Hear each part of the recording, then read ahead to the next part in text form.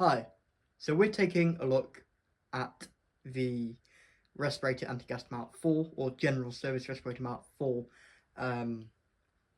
We're not going to, go into all of the information regarding this subject, and we're not going to go into every single filter and every single unique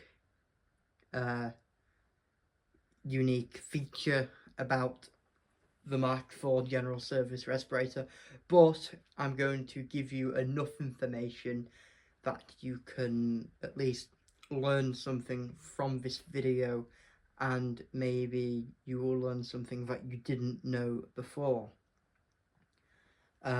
We will, however, go into the special T mic, Mark.IV special T mic General Service Respirator.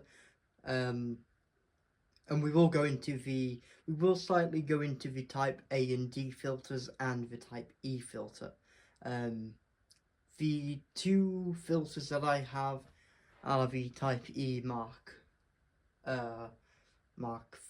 and I think Mark.VI, if I've got it right. Mark.V and yes, Mark.VI containers.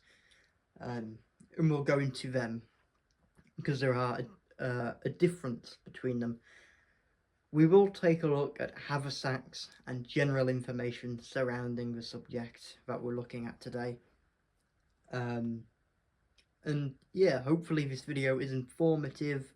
It will be a quite lengthy and detailed video, but if you're learning something from it, that's all what matters. So hope you enjoy this video, and any questions about this subject, feel free to put them down in the comment section below. Thank you, and without further ado, let's begin with today's video. The Respirator Anti-Gas Mark.IV, or General Service Respirator Mark.IV, was an interwar, Second World War and early post-war respirator which not only served as a military respirator for Britain and the Commonwealth countries, but also saw foreign use by the Netherlands, Portugal, Australia, Canada, both Commonwealth by the way, and foreign use by Spain. First introduced in 1926, the respirator was fitted with upgrades to box respirator containers, known as the Type A and Type D containers. This respirator, at the time, was viewed as a leading design by Britain and saw less development of the mask itself, to allow for a focus on container development. Naturally, the General Service Respirator Mark.IV would succeed the Mark.III General Service Respirator, and the Mark.IV would go along to serve side by side with the General Service Respirator Mark.V, and we'll take a look at the General Service Respirator Mark.V in a different video. And versions of the Mark.IV and Mark.V General Service Respirator continued to serve into the 1950s, both with the military and in a modified state with Porton-Down staff. So what we'll do now is we'll take a look at the Haversacks. I only have two examples of different Haversacks here. Two of them are the same. If you can already spot them, well done. But for those who aren't familiar with the Haversacks, we'll take a look at them and compare the differences of one another. So the Mark I Haversack, which I haven't got, the Mark I Haversack was initially introduced in the First World War for the box respirator, small box respirator. This design featured a sling attached by means of two metal rings, a simple button-down flap which covered two pockets. Some would be slightly wider than others, which would house the facepiece and container. This design proved effective until the need to carry additional anti-gas equipment. So the Mark V Haversack was the first actual general service designed Haversack, the Mark V Haversack improved the older design in a few very significant ways. Firstly, the lever shortening tabs were removed from the design, and instead the sling was extended and the sliding buckles were added to allow the wearer to adjust the length of the strap so that the carrier or haversack could be carried in the alert position or in other positions to the side of the man. The second difference was that the design featured a third central pocket directly in front of the container and facepiece. Pockets of the Mark I design. This pocket was implemented to allow for storage of anti-gas equipment, and also for the extended tube excess of the Mark IV-A design with a long type connecting tube. And we won't look at any Mark IV long type tube examples because I haven't got any, but I do have a Mark V example of the long tube. We'll look at that in a different video. The Mark VI Haversack. The Mark VI Haversack greatly improved the Mark V design by adding two additional pockets to the haversack. These two pockets can be used to store anti-gas eye shields and 2 tins or dishes of anti-gas ointment. The Mark VII haversack was a simplification of the Mark VI design, which I've just told you guys about. Created to both improve on some features and cut costs. The primary goal was to remove as much metal as possible. The most notable case of metal reduction is in the sling. The sling was previously attached to 2 rings, then attached to the haversack body. The Mark VII had the sling sewn to the haversack permanently to do away with this unnecessary feature. Many other metal parts were also removed if deemed unnecessary. However, the Mark VII did also improve on the Mark VI design by implementing a small pocket to store the whipcord and also a button designed to wrap the whipcord around to speed up the procedure in which the whipcord would need to be unfastened and fastened. So that is a lot of information to take in. If you want to rewind all of that, feel free to do so. Sometimes it can be a lot to take in, especially if you're new to these respirators. I've been collecting for some time now and I am still learning new things every day. So what we're going to do now is take a look at the 2 examples that I have of the Mark VI and Mark VII haversack. I do have a special design, and I can't remember off the top of my head the name of it or model of it, but it's for the long hose, long tube type, but we'll look at that in a separate video. So we're going to look at the Mark VI and Mark VII haversack and compare them both. Okay, so for identification of the 2 haversacks, on the left we have a Mark VII haversack, and on the right we have a Mark VI haversack. The first thing that you will probably note is that there is less metal components in the construction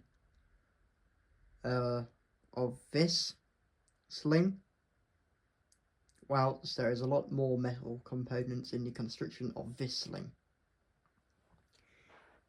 If I zoom in, you can see that the sling is directly attached to a metal ring, which is then sewn onto the haversack, whilst with the Mark VI they have the sling that is then on this kind of buckle that's then attached to the ring, and then sewn to the haversack, and that was done away with on the Mark 7 haversack because this was deemed to be unnecessary.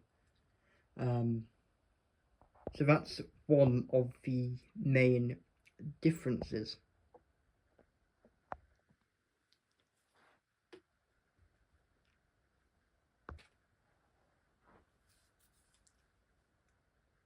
On the Mark 7 haversack, the back of it is completely plain, whilst on the Mark 6 haversack, we have 2 additional pockets to house anti-gas equipment. These do not have the specific anti-gas equipment that I've told you guys about, but it has some anti-gas equipment in there. It has the shields, and it has an ointment, an anti-dimming outfit, but not the 2 dishes of ointment that I've told you about. As you can see, 2 additional pockets to store or house anti-gas equipment, but this one has just plain on the back, absolutely nothing of interest there. See how the Mark 7 haversack has a small pocket to house the whipcord, whilst the Mark 6 haversack has absolutely nothing there to house the whipcord, and as far as I'm aware, the whipcord on the Mark 6 haversack is stored on the inside. As you can see, whipcord stored in that little pocket, and then absolutely nothing of interest on the Mark 6 haversack. But you can also see that the Mark 6 haversack, and I'll zoom in a little bit more so you can see it. The Mark 6 haversack has, and it has it on the other side, these rings for, I believe, for the whipcord to pass through, whilst the Mark 7, you can't really see it well, the side of the Mark 7 haversack well, but the Mark 7 does not have those loops, or rings even. See how the Mark 7 haversack has a button or grommet to put the whipcord around, and the Mark 6 haversack yet again has absolutely nothing of interest on the side there.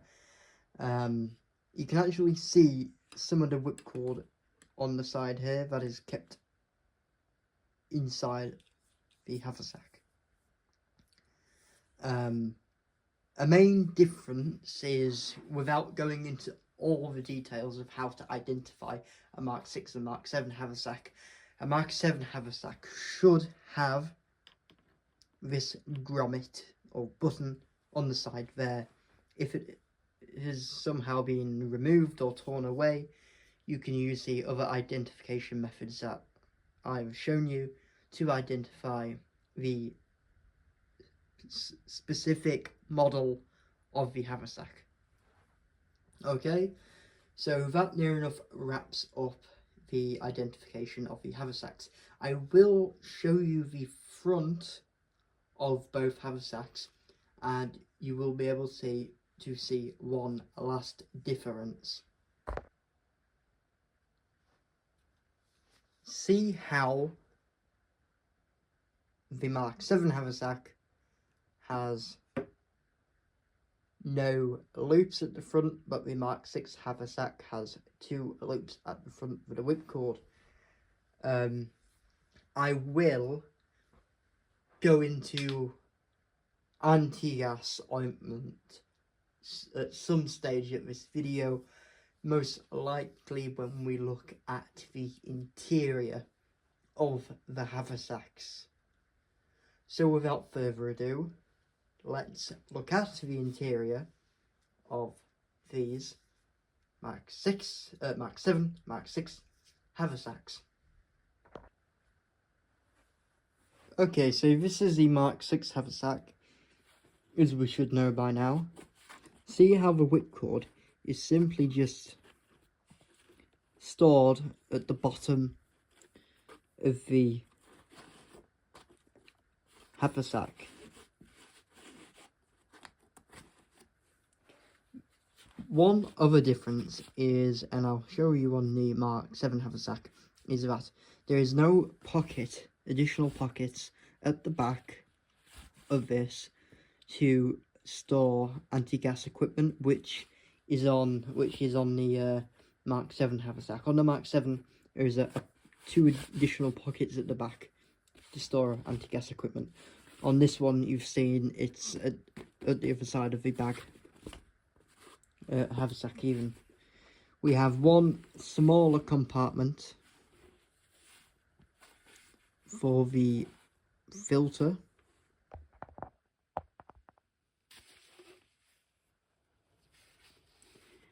and then we've got a larger compartment for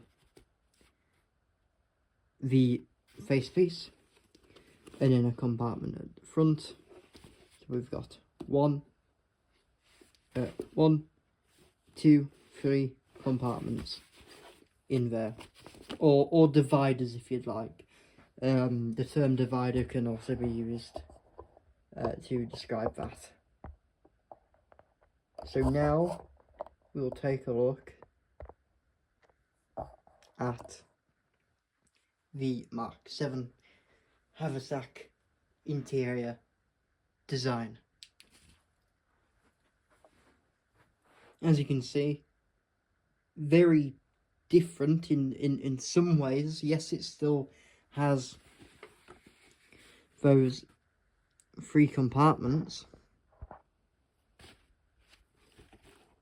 One for the filter, two for the face piece, and then that third one there. But it has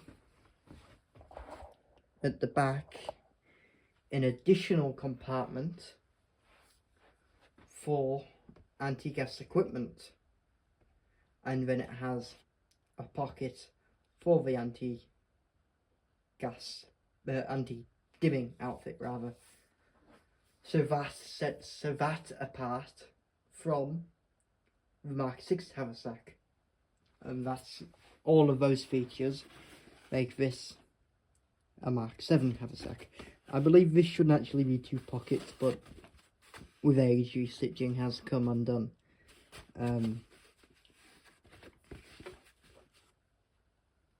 So that's that, and we'll take a look at I don't think there's a date on the other haversack, and if it has, it's worn off.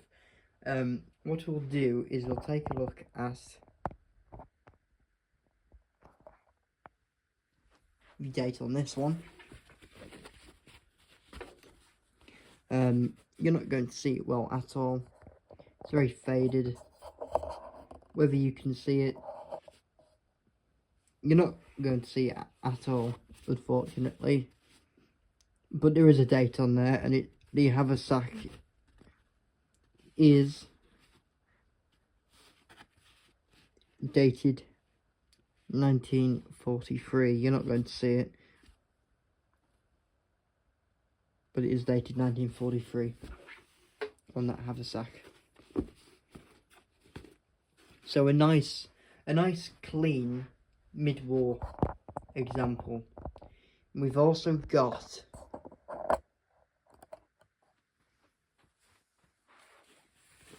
a marking on the strap there.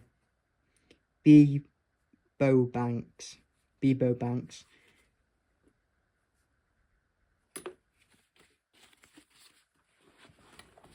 And I think Bebo Banks would be a maker of the sling, but don't quiz me on that one, because I'm not certain for sure. So what we'll do is, there is a marking on the sling on the Mark 6 haversack, so we'll take a look at that now. Unfortunately, as I told you, there's nothing on this side. I also checked on the compartment where the anti-gas equipment is stored, and there's nothing there either. But there is somewhere on this sling, if it's this sling. Yes, it is this sling. There is someone's name.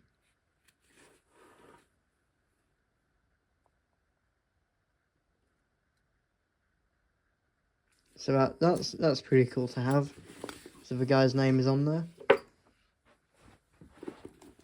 So there are the only pretty much distinctive markings that I have on this and that haversack.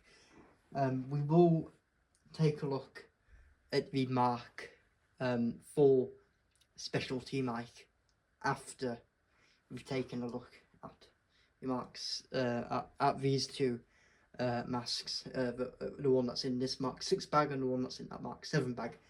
The specialty mic is stored in a Mark 6 haversack, so nothing different about that. So yeah, we'll take a look at the construction of the face piece now. We'll get out the mask and we'll take a look at it. So the face piece construction. The standard Mark IV face piece differs from the earlier Mark III face piece in use of a new valve holder assembly, which now uses a protected radial valve as opposed to the unprotected flutter valve. The face piece itself was originally produced in the same natural orange or gum rubber as that of the Mark III General Service Respirator. However, at some point in the 1930s, the reclaimed black rubber blend was introduced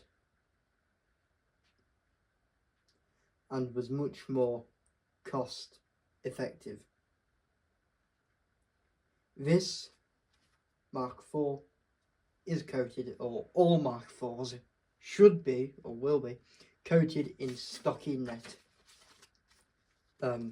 material, as were the original connecting tubes with the mask. As you can see, the connecting tube, or we call it hose, it's a bit corroded now, but this is also coated in stockinette as well as the face piece.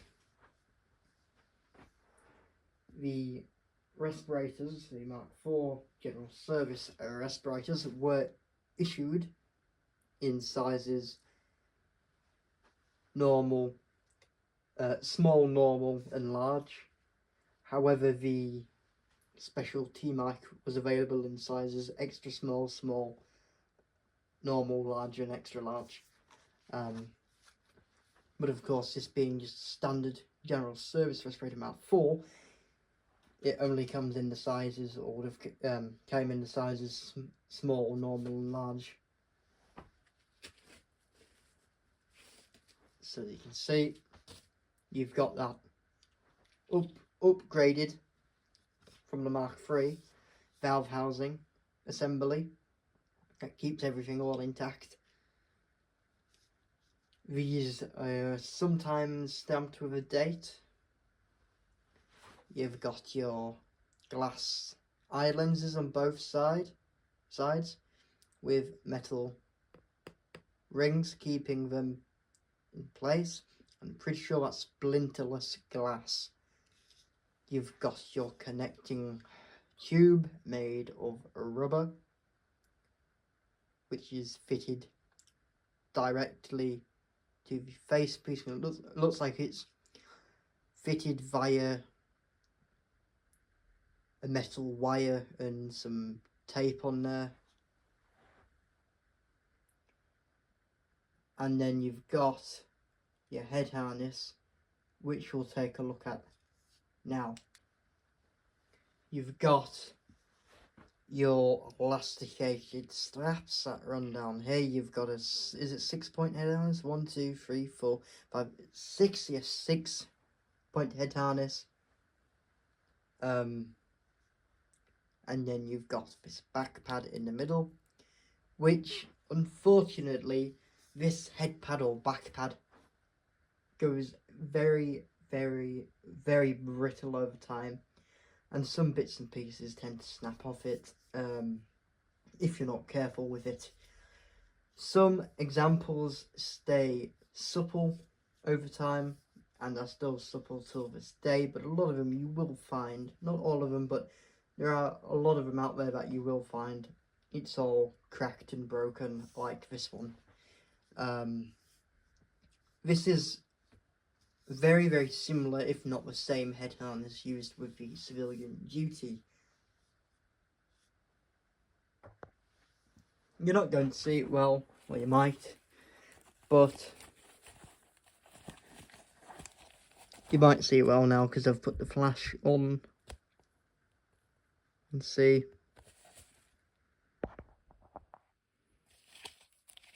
Your sizing stamp. It's stamped on the inside, it says small there. And the maker of this mask, yeah, I don't think I can say that, unfortunately. It's quite worn, that, but it's a size small on the inside, as you can see. I'm gonna zoom out now. As you can see, that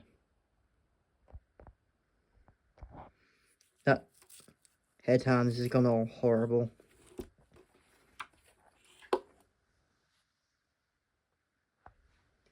Okay, so out of the Mark 7 Haversack, we've got a slightly better condition General Service Respirator MK.IV.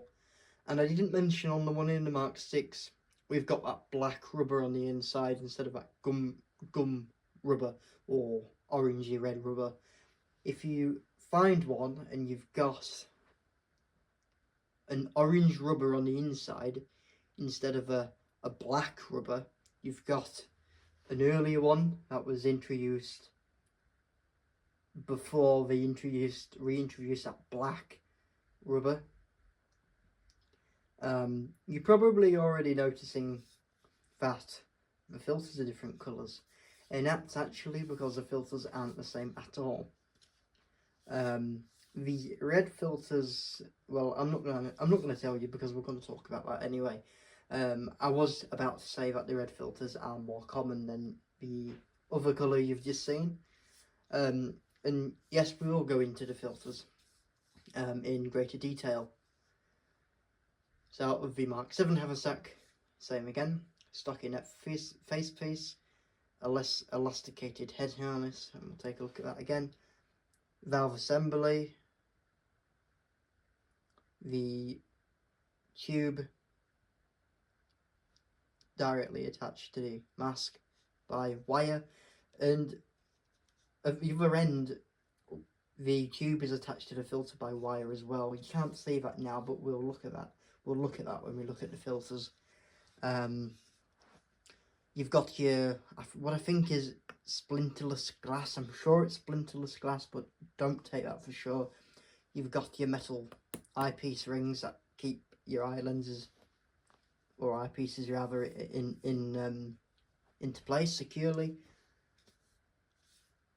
So we'll now take a look at the straps. So you've got, in very nice and very, very, very supple condition, is your head harness pad or your back pad, and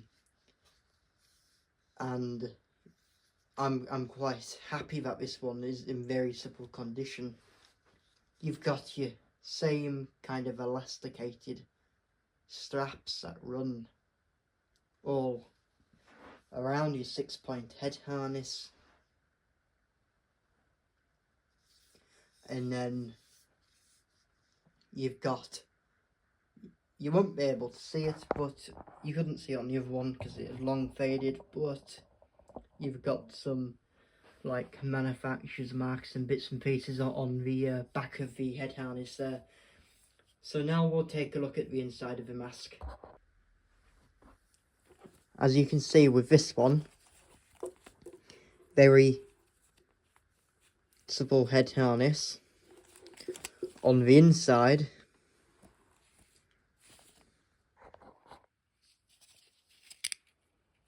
you've got normal, which is the size.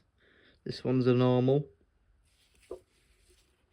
And what I haven't mentioned or shown on the other one, because I think the other one's a bit hard to see, but if you're looking for the maker's marks on these and the date, they'll usually be stamped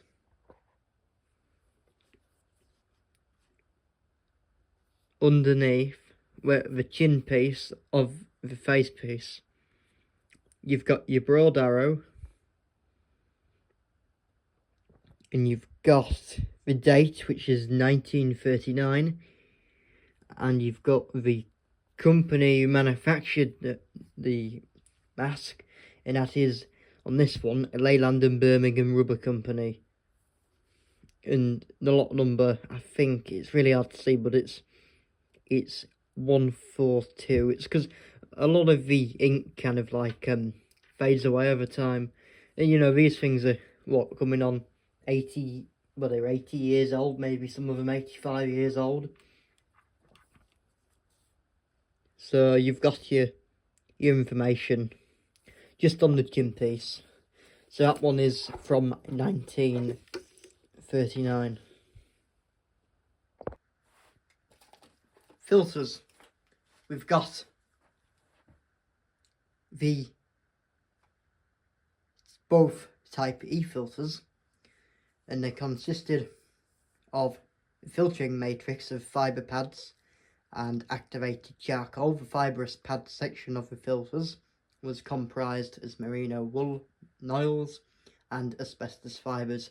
30% blue asbestos was preferred for military filter application, as its fibres are much smaller, leading to less breathing resistance. And I will say, these filters, though the makeup of the filter is harmful, these are perfectly safe on display. Type E Mark.V filter, which is this one.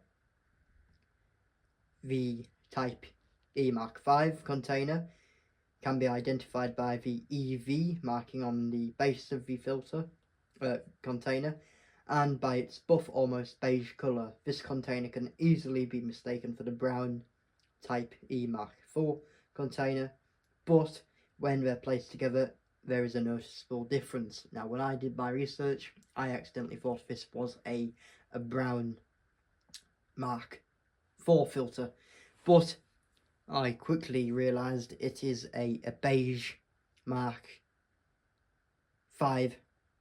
filter. The Type E Mark.VI container, the Type E Mark.VI container, is the most common type of filter found on today's market. It can be identified by its bright red paint around the two inlet holes with metal lips. This one for some reason hasn't got metal lips, but it is a Type E Mark.VI filter. The base of the container will also be stamped E6, which this one is. The Type E Mark.VI was developed to replace all other containers except for the Type A, as these were only issued for training, and to end the need for the EA container as a means of filtering arsen gas, which in the end proved too difficult to generate for the Germans. Now, the EA filter, as I understand it, is a filter, one of your normal filter, and then it has a filter that sits, a smaller filter, sits about here. That's a Type EA filter, and I don't know a lot about it because I haven't done the research on that because I haven't got one, but they have a second or separate filter that sits about midway on the hose. So they're the Mark 5 filter and the Mark 6 filter. Now, we usually stamped with maker's marks. This one is Barringer, Wallace and Manners.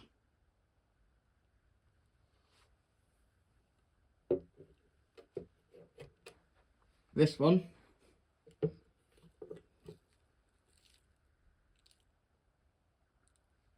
is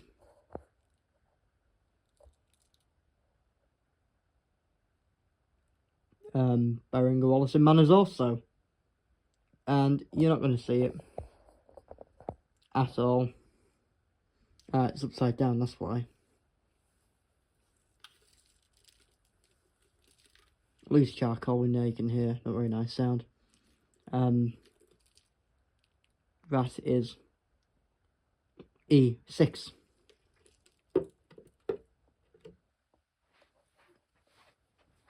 So type E6. Like I say, these filters, they're not very nice, but for the purpose of the video I thought I will get them out and display them, and you can already see, I don't think it is charcoal, it's rubber from the hose coming off. But you do have to be very careful with these filters. So we're going to take a look at the anti-gas ointment, and then we're going to take a look at the Mark IV special T-mic. I'm going to put these away now. Least but not last, we have special T-mic. Mark IV General Service Respirator special T-mic. Mark 6 Haversack. Don't need to show you the Haversack. You know what they're like. You've seen them. You should know by now. On here, spin it round. We've got the guy's info, his information and what have you,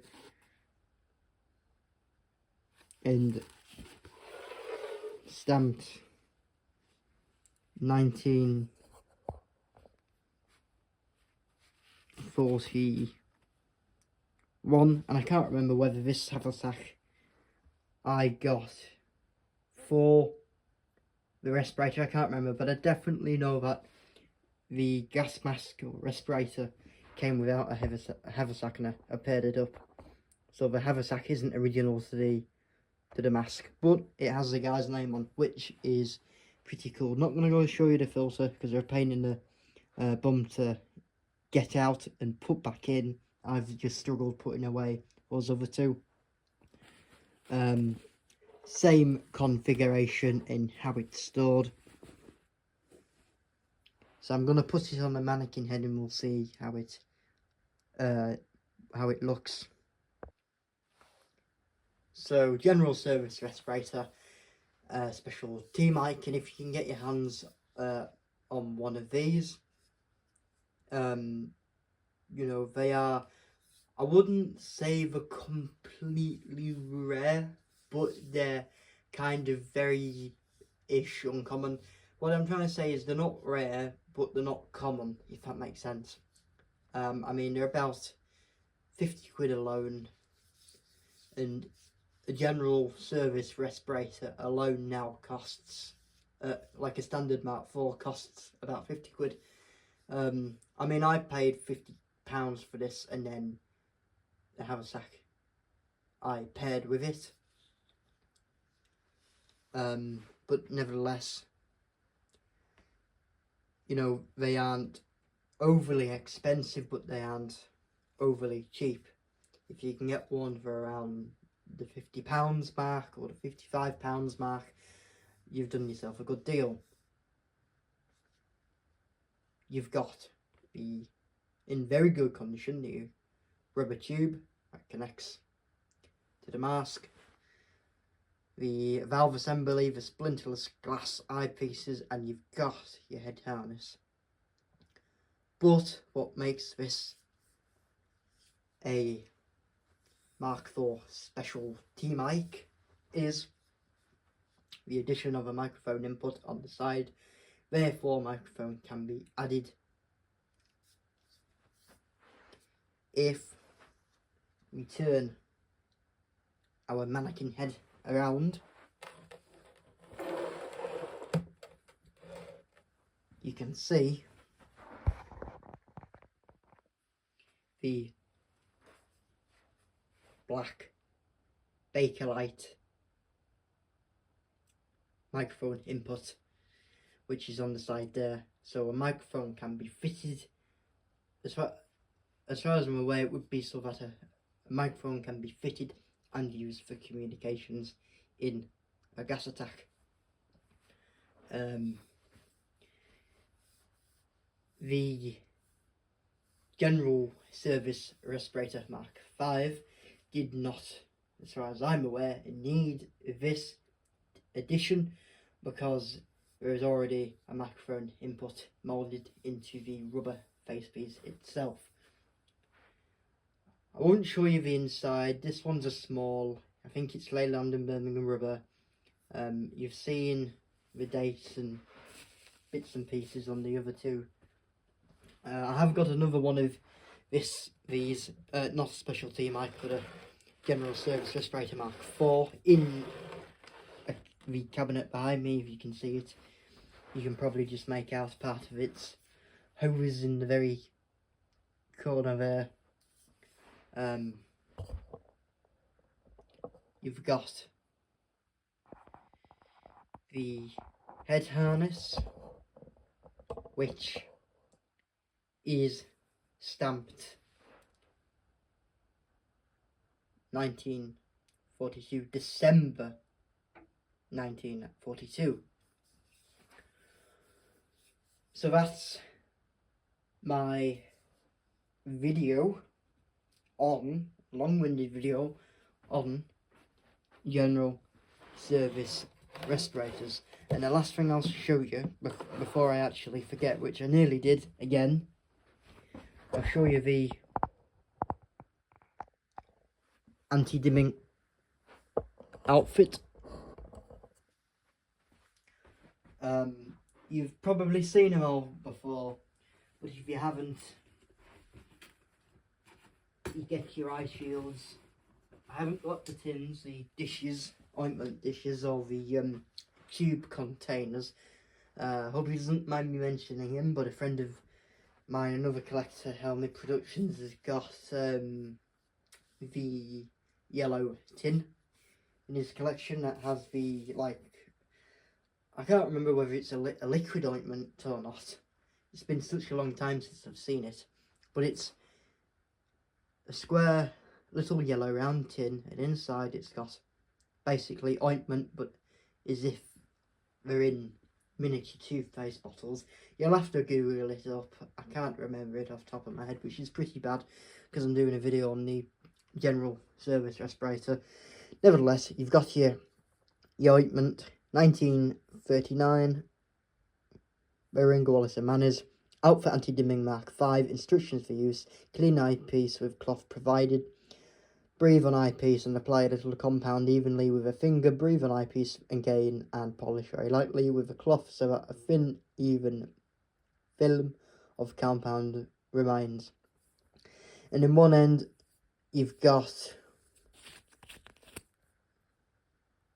that cloth, and in the other end, you've got your gel compound for, it's basically to stop the fogging on your respirator lenses.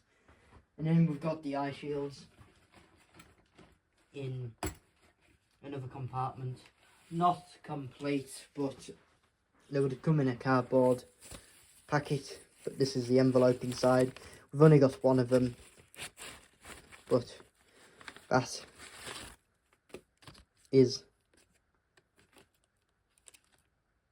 one of the anti-spray or anti-gas eye lenses. They're anti-spray, but for some reason sometimes they're called anti-gas eye lenses, or eye shields rather. So that is my video on the General Service Respirator MK.IV and General Service Respirator Haversacks, General Service Respirator Canisters, and General Service Respirator outfit anti-dimming, and the special T-mic. Been quite a long-winded video, but as long as you enjoyed it and learned something out of it. Thanks for watching. I won't waste any more of your time, and I'm not going to remake this video because I've already done it. Bye for now.